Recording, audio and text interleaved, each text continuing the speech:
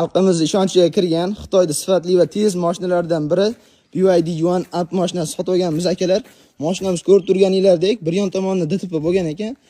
Mashinamiz udar davomida blokka tushgan ekan. Blokdan chiqarib egalar bizga sotishdi, xudo xohlasa. Mashinamiz kapoti radnoga chiqadi, Miatinaga xudo xohlasa chiqadi, xudo xohlasa. Ba'zi bir usta akalarimiz aytdiki, mana men shopir tomon eshikni radnoga chiqarsa bo'ladi, Miatina qilib dedi. Sizlar fikringiz qanaqa? Yangi eshik bosib olish kerakmi yoki shuni qilsa bo'ladimi? Kommentariyada fikringizni izohlab ketasizlar.